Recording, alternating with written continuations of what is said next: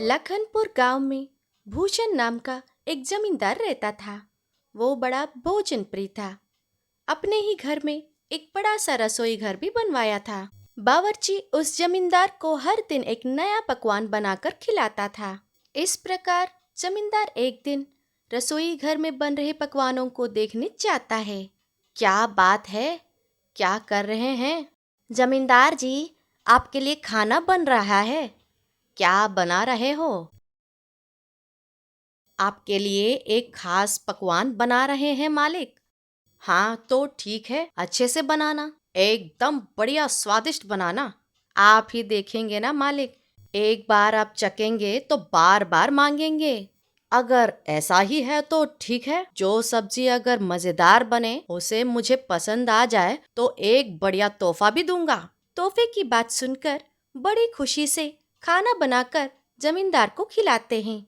जमींदार उसे खाकर, अरे वाह, सब्जी तो बड़ी स्वादिष्ट बनी है, पहले कभी इस तरह का बना नहीं खाया। बावर्ची इन बातों को सुनकर बड़ा खुश हो जाता है।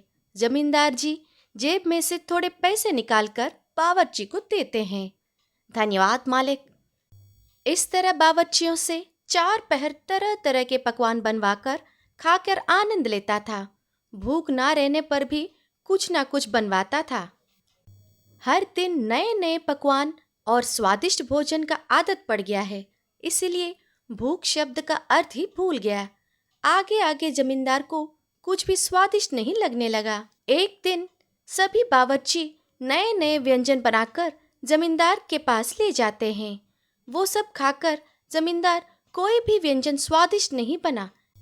इस तरह कोई ना कोई नूप निकालता ही नहीं, बल्कि बावर्चियों को भी काम से निकाल देता था। अगले दिन सुबह श्यामू दूध डालने जमींदार के घर आता है। जमींदार जी, जमींदार जी। हाँ, कौन है? रुको रुको, आ रहा हूँ, कहकर दरवाजा खोलता है। ओ श्यामू, तुम हो? रुको, बर्तन लेकर आता हूँ। ठीक है मालिक। बर्तन के लिए अंदर जाकर बर्तन लाकर दूध डलवाता है। अरे श्यामू, कोई अच्छा खाना बनाने वाला कोई पहचान वाला है क्या? हाँ है ना मालिक। क्यों? अरे हमारे घर में खाना बनाने के लिए रे। ये क्या मालिक, आपके घर में तो पहले से ही बावर्ची है, ऊपर से बढ़िया स्वादिष्ट खाना भी बनाते हैं। क्या बताऊं, पहले बहुत अच्छा बनाते थे, आजकल ठीक से खाना नहीं बना रहे हैं, बिल्कुल अच्छा नहीं बन रहा है, इसीलिए काम से निकाल दिया। ऐसा है तो ठीक है मालिक, मेरी एक पहचान वाली औरत है, कल उसे भेज देता हूँ। ठीक है रे श्यामू। इस तरह अगले दिन श्यामू ने जैसे कहा वैसा ही एक औरत को भेजता है। उसे रसोई घर दिखाकर जमींदार जी कहते हैं, अगर तुम खाना अच्छा बनाओगी तो मैं तुम्हें काम पे लगाऊंगा, अच्छा तनख्वाह भी दूंगा। मैं खाना बहुत अच्छा बनाती हूँ मालिक, कहकर खाना बनाना शुरू करती है। पूरा खाना बनाकर जमींदार को परोसती है। जमींदार उसे खाकर, छी, ये क्या, कुछ भी अच्छा नहीं बनाई, तुम यहाँ से चले जाओ, गुस्सा करता है। वो औरत कुछ भी कहे बिना ही वहां से चली जाती है। इस तरह कितने लोग आकर खाना बनाने पर भी जमींदार को पसंद नहीं आता था। पड़ोसी गांव से बावर्ची आकर खाना बनाने पर भी जमींदार को बिल्कुल स्वादिष्ट नहीं लगता था। उस घर के सेवक भी जमींदार के लिए खाना बनाने के लिए झिझकते थे।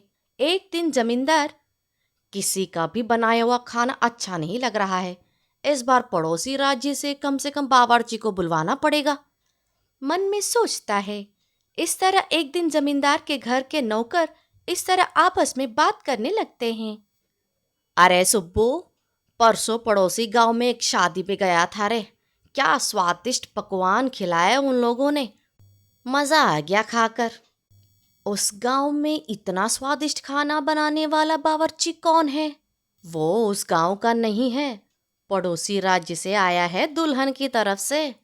अच्छा चलो ठीक है, जहाँ का काम वही रह गया है, अगर जमींदार जी ने देख लिया तो गुस्सा कर देंगे।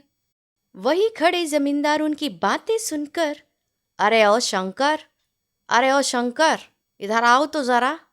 हाँ आया मालिक। तब मन में इस तरह सोचता है, क्या बात है मालिक, आपने बुलाया? कुछ नहीं रे, मैं तुम्हारे और सुब्बू की बातें सुन रहा था। क्या वो इतना स्वादिष्ट पकवान बनाता है? हाँ मालिक, पकवानों को देखते ही पेट भर जाता है। स्वाद की बात तो अलग है। वैसा स्वाद इर्द गिर्द के गांव में कोई भी शुभ कार्य हो, उसी से पकवान बनवाते हैं। अगर ऐसा है तो कल एक बार यहाँ लेके आना, देखते हैं कितना अच्छा बनाता है। ठीक है मालिक, कल मैं खुद जाकर उसे लेकर आऊंगा। ठीक है, अपना काम कर लेना जाके। इस तरह वहां से जाकर अपने काम में लग जाते हैं। अगले दिन सुबह शंकर पड़ोसी गांव के लिए निकलता है। उस बावर्ची के पास जाकर उसे अपने साथ जमींदार के घर ले जाता है। ये लीजिए जमींदार जी, यही है वो बावर्ची जिसे आपने बुलाया था, लेकर आया हूँ। क्यों जनाब, सब आपकी वाहवाही कर रहे थे। क्या इतना अच्छा खाना बनाते हो आप? हाँ जमींदार जी, आप ही देखेंगे ना मेरा काम। ठीक है, शंकर के साथ जाओ, वो तुम्हें रसोई घर दिखाएगा। शंकर, तुम उसे ले जाकर उसे खाना बनाने के लिए जो जो चाहिए है वो सब तुम खुद दे देना। उसे कोई मदद भी चाहिए हो तो तुम कर देना। ठीक है मालिक, आइए रसोई घर दिखाता हूँ। इस तरह रसोई घर में जाकर खास स्वादिष्ट पकवान बनाकर जमींदार को परोसता है। जमींदार सब कुछ चखकर कहता है, कुछ भी स्वादिष्ट नहीं बना है। इन लोगों की बातों में आकर मैंने तुम्हें बढ़िया खाना बनाओगे सोचकर बुलवा लिया था। डांटता है। इससे बावर्ची वहां से चला जाता है। वहां काम करने वाले सभी वही खाना खाते हैं। खाकर यही सोचते हैं कि अरे पकवान तो बहुत स्वादिष्ट बने हैं ना, फिर जमींदार जी को क्यों पसंद नहीं आया। आजकल हर किसी के पकवान में से नुक्स निकालने लगे हैं। अरे जब कुछ भी हद से ज्यादा हो जाता है तो ऐसा ही लगता है। इस तरह बातें करते रहते हैं। वही भोजन करने वाला माली सोमू अपने मन में इस तरह सोचने लगता है, जमींदार जी को कैसे भी भूख की अहमियत को एहसास दिलाना ही पड़ेगा। अगले दिन सोमू जमींदार के पास जाकर, जमींदार जी, आपके लिए मैं खाना बनाऊंगा। तुम खाना बनाओगे? तो ऐसा पकवान बनाना जिसे दुनिया में कभी किसी ने खाया हो।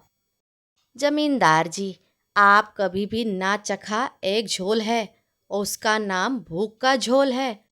उसे निकालते ही तुरंत पका देना है। इसीलिए आप मेरे साथ जंगल चले तो चख सकते हैं। नए पकवान का नाम सुनते ही जमींदार के मुंह में पानी भर आ जाता है। तुरंत सोमू जमींदार जी को लेकर जंगल के लिए निकलते हैं। इस तरह कुछ देर चलते हैं तो जमींदार को एक बाघ दिखाई देता है। अरे सोमू, वहां बाघ है, जल्दी दौड़ो रे, कहकर दोनों दौड़ते हुए कुछ दूर आ जाते हैं। जमींदार थक जाते हैं। थकान बढ़कर प्यास लगने लगता है। अरे सोमू, मैं और दौड़ नहीं सकता, बहुत प्यास भी लगी है। तो मालिक रुकिए, यही पास में एक तालाब है, मैं आपके लिए पानी लाता हूँ। इस तरह तालाब के पास जाकर पानी लाकर जमींदार को देता है। तब जमींदार पानी पीकर, पानी अमृत जैसा लग रहा है, बहुत अच्छा है। ठीक है, और कितना दूर चलना होगा तरकारी के लिए? बस पहुंचने ही वाले हैं मालिक, यही थोड़ी दूर में ही मिल जाएंगे। अच्छा चलो फिर चलते हैं, कहकर जमींदार जी चलना शुरू करते हैं। अरे सोमू, और कितनी दूर चलना है, भूख लगी है। तब सोमू मन में जमींदार को भूख का एहसास दिलाने के लिए सोचता है। पहुंच गए हैं मालिक, आप यही बैठिए, मैं जाकर तरकारी लाकर खाना बनाकर लाता हूँ। हाँ ठीक है, जाकर जल्दी आना, बहुत भूख लगी है।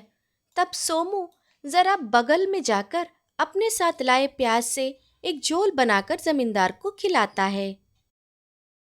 जमींदार जी, ये लीजिए, मैंने बताया ना, यही है भूख की तरकारी का झोल। तब जमींदार भूखा था, इसलिए उसे वह झोल बहुत स्वादिष्ट लगने लगा। सोमू, मैंने आज तक कभी भी ऐसा झोल नहीं खाया है, बहुत स्वादिष्ट है। मालिक, ये साधारण प्याज का ही झोल है, आप भूखे रहने के कारण स्वादिष्ट लगा आपको। जिसे भूख नहीं होता उसे मिष्ठान भी दे तो स्वादिष्ट नहीं लगता। वही जो भूखा रहता है उसे कुछ भी स्वादिष्ट लगने लगता है। तब जमींदार को अपनी गलती का एहसास होता है। तब से भूख की अहमियत को जानकर अपनी आदतों को बदलता है।